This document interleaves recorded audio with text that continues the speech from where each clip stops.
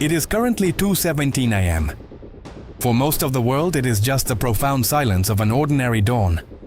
But in space, 20,000 kilometers above our heads, the invisible fabric of modern reality has just suffered its first tear. There was no blinding flash, nor the roar of an explosion that could be heard through the vacuum. Instead, there was something far more sinister, a nanosecond anomaly. A deviation so minuscule that it defies human comprehension, but which carries with it the weight of the end of the digital age.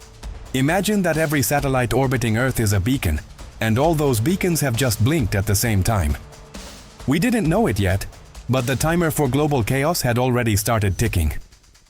In the next 6 minutes, the civilization we built on the foundations of precision and constant connectivity will cease to exist as we know it. The world is about to go blind, deaf, and dangerously lost, and the first sign of this is just a small blue circle spinning endlessly in the palm of your hand.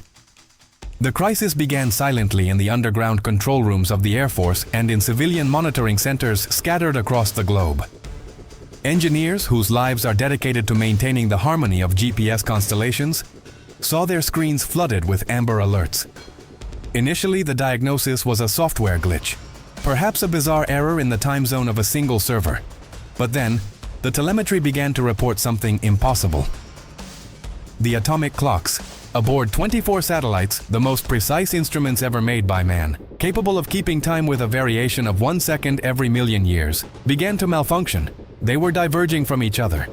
For a system that depends on perfect synchronization to calculate the position of every car, ship, and smartphone on the planet, this divergence was a death sentence.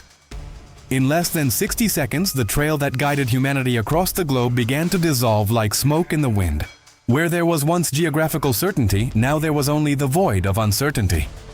As the failure escalated, the impact shifted from a technical problem in space to a physical disaster on Earth. The Internet, which we often imagine to be an ethereal entity, is actually a system rigidly anchored to GPS time.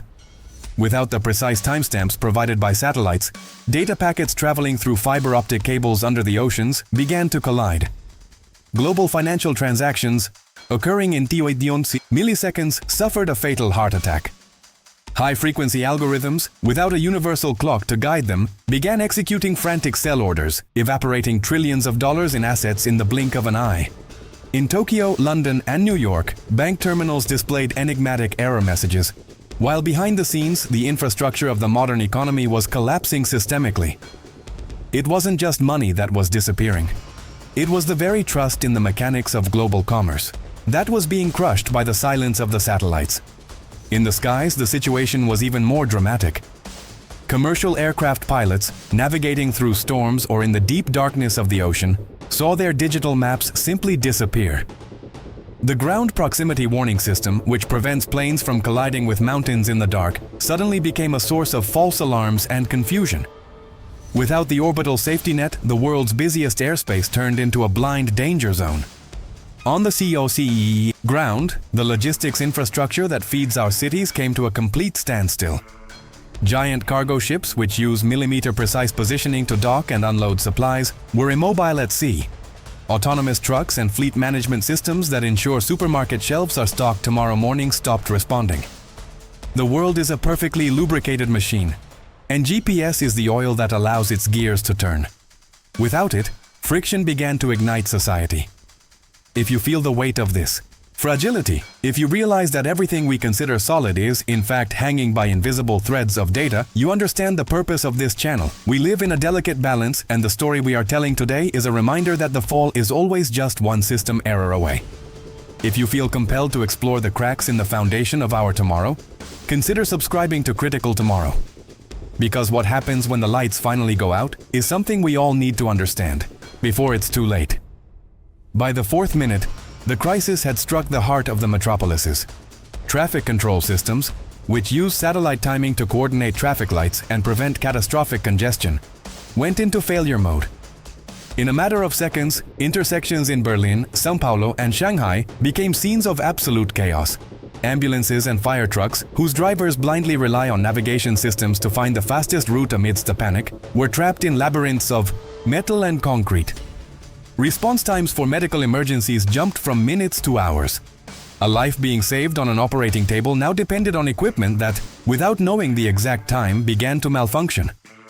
The technology that had given us so much power was now exacting the price of our absolute dependence. Cities, once pulsating organisms of efficiency, had transformed into static traps for millions of people. But the worst was yet to come.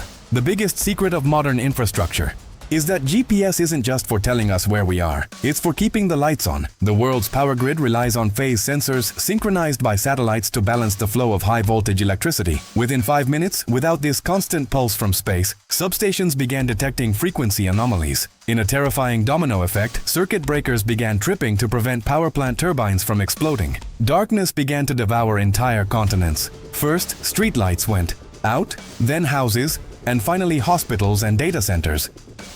The roar of cities was replaced by an oppressive silence, broken only by the sound of emergency generators that, within hours, would also run out of fuel.